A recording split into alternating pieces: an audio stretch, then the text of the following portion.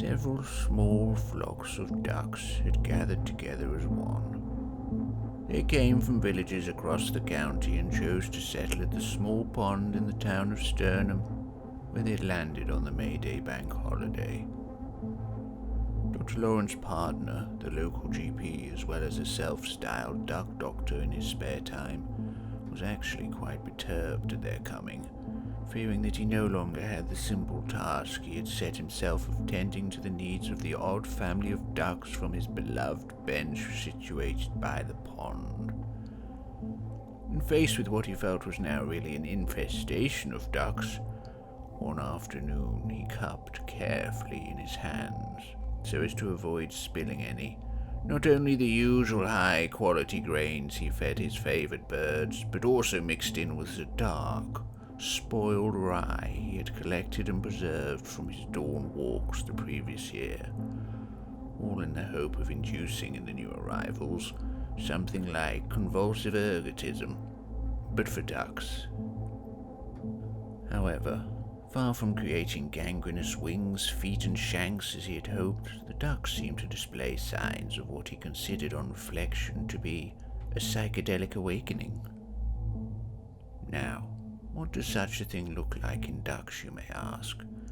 Does a duck begin acting in similar ways to that of humans under such an influence? Do they even question what is happening? Or are they already living in the light of a divine grace that many people report during and after such experiences? So something greater, an encounter beyond that, must be exposed to the duck petitioner already versed in the beatific. Surely this would be the next stage, or rather leap, so to speak, towards that final precipice. You shrug, of course, as you, the wise listener, know this is all the human mind entertaining itself in the playground of thought, rolling off to hide from sight in the middle of the tunnel set inside the grass mound the wonderful glittering red slide rests on. Sheltered, it can begin to secrete the strange substance that has the same consistency as almond oil, and oozes from the apothecary gland, a small bud located deep within the basal ganglia.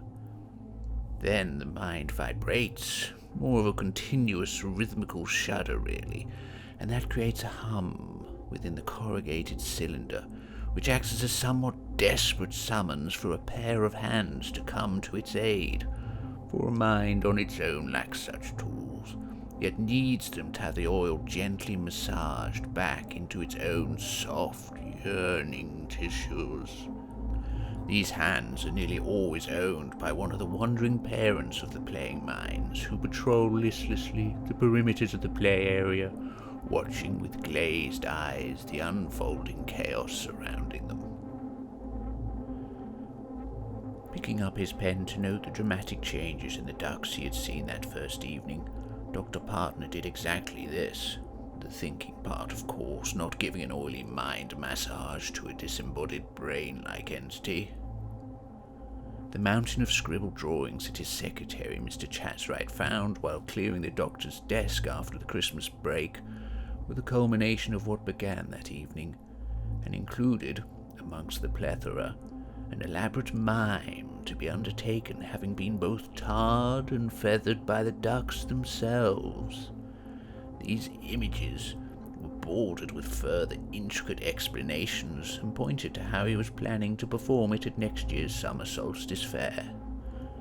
Every movement and gesture was reproduced in a finely crafted flickbook placed on its own in an unlocked medicine cabinet in the basement of his surgery, and, on animating it, Mr. Chatswright recognized it at once as the same mime he and many others saw the doctor practice in the shallows of the pond on All Saints' Day, in the midst of the dawn chorus and the cacophony of quacking ducks, a scene which led to the now infamous headline in the Sturnham Gazette, "Pardon me, our doctor goes quackers."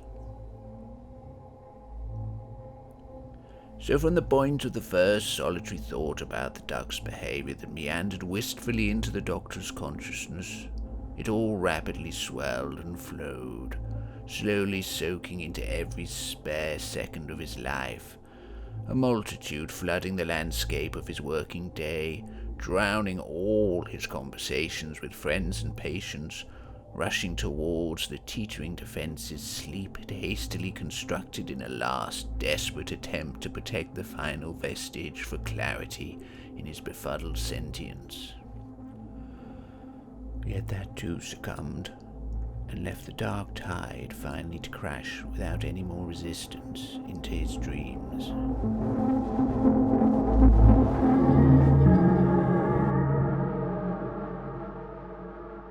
What type of man am I? I'm the type of man that sets a timer to cook his pizza. I say, "Hey Siri, set a timer to cook my pizza." Siri says, "For how long?" I say, "How long do you think?" Siri says, "I'm not sure I can help with that. Is there anything else?" After a pause, I say, "No." Siri says, "Fine." I say, "Fine. It's fine, really."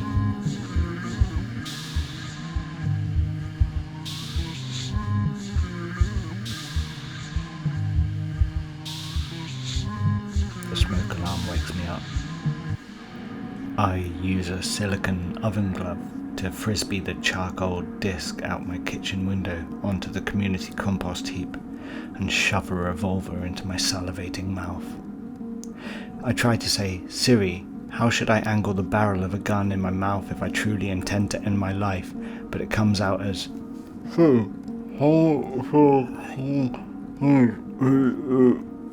bang! Siri says, "I'm not sure I can help with that."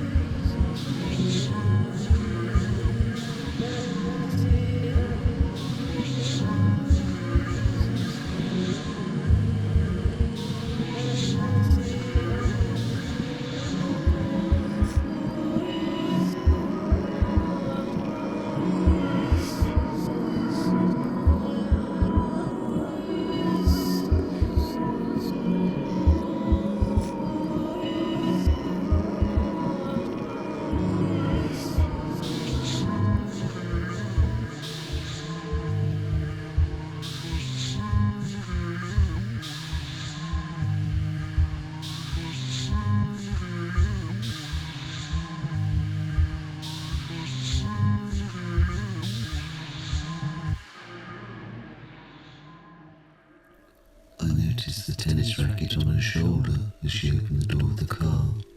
It must have caught the light, or it was the branding. Flinging it down in the back, she sat and adjusted the mirrors and seat, turned on the radio, then proceeded to start the engine.